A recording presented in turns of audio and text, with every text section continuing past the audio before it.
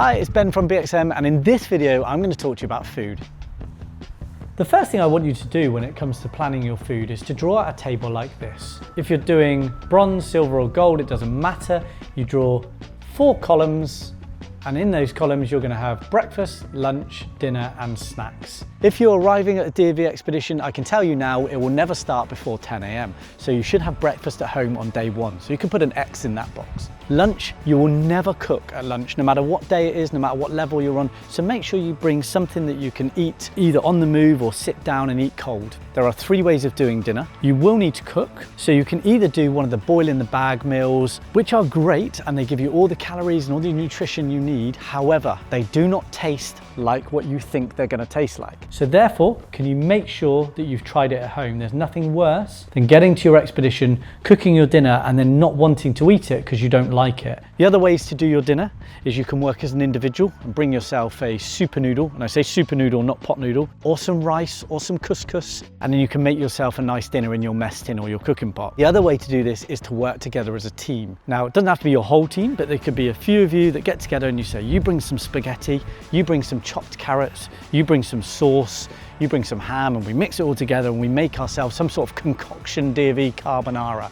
Now in the morning, you're going to need some breakfast. Now if you want to cook breakfast and do yourself pancakes or bacon or whatever you want, no problem at all. But if you just want a cold breakfast and you just want cereal bars, again, we have no issue with that. However, if it's a cold morning, you can have your cold breakfast, but you're going to need to make a hot drink to warm yourself up in the morning. Now, the other thing you're going to need, and I think this is just as important as any of the meals, is your snacks. All of your meals, all of your snacks need to be nut-free. So you need to look at what's in these before buying them. Snacks will keep you going throughout the day. Make sure you bring with you some dried fruit, wine gums or polos or whatever it is you're going to eat. What you need to make sure is that you don't have too many sweets or too much chocolate or too many crisps. Trying to equal it out with, some nutritional values is what I'd say on that. All expeditions are going to finish at 3 o'clock on the final day, so you're not going to need dinner. Hopefully you'll get a nice dinner that evening.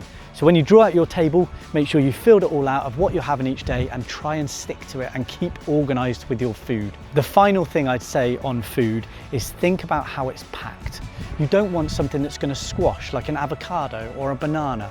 If you're going to bring bread, it's not going to stay like a loaf of bread. However, wraps can slide down the back of your rucksack. A pack of pasta that is huge, whereas a pack of rice or spaghetti can slide down the back of your rucksack. So the most important thing is to fill out your table and make sure that you stick to your plan and you stay organized. That wraps up the whole of the food advice and stove safety video. So hopefully you've taken a lot from that. Enjoy your expedition and eat well.